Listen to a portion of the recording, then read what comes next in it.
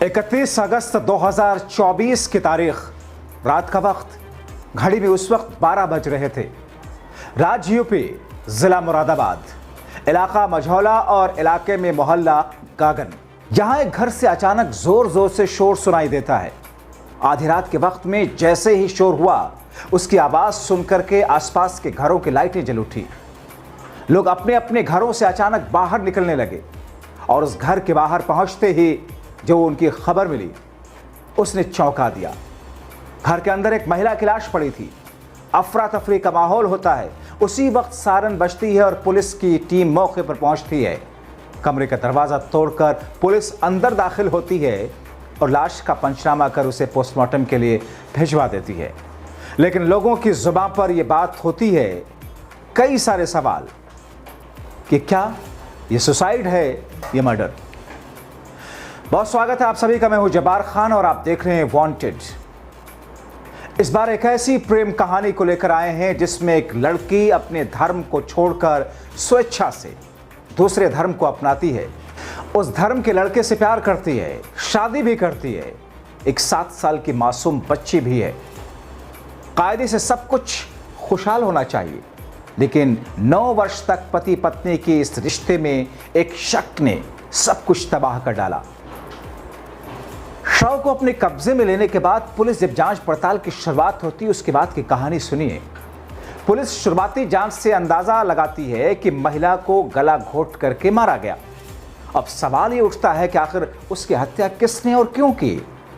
Police पूछताछ शुरू करती है तो पता ये चलता है कि महिला का नाम साक्षी चौहान है। साक्षी इस घर में अपने पति अंकुर चौहान और 7 साल की मासूम बेटी के साथ किराए पर रहती थी।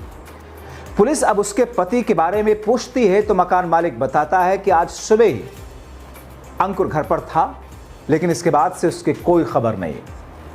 पुलिस छानबीन शुरू करती है और एक दिन के बाद ही साक्षी के पति अंकुर को गिरफ्तार कर लिया जाता है। अंकुर से थाने में पूछताछ होती है तो इस कहानी की शुरुआत होती है साल 2015 से, जब ठाकुर द्वारा के सुरजन नगर इलाके में रहने वाली सबिया की अपने घर से कुछ ही दूरी पर रहने वाले अंकुर से मुलाकात हुई। दोनों ने एक दूसरे को पसंद किया, साथ जीने मरने की कस्में खाईं।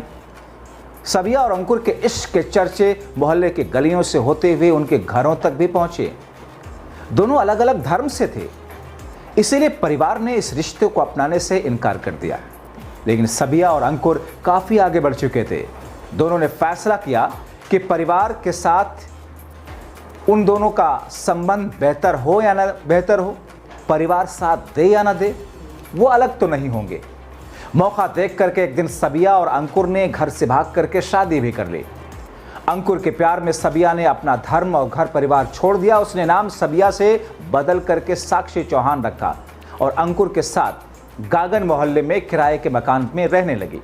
वक्त भी था, करीब 2 साल के बाद साक्षी ने एक बेटी को जन्म दिया।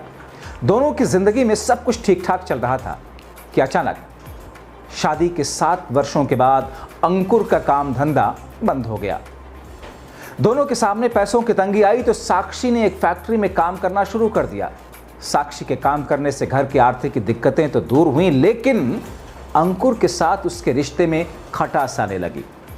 दरअसल फैक्ट्री से साक्षी रात में करीब 7-8 बजे घर आती और ऐसे में वहां उसके साथ काम करने वाला कोई न कोई कर्मचारी उसे अपनी बाइक पर घर छोड़ता। अंकुर को यह पसंद नहीं था।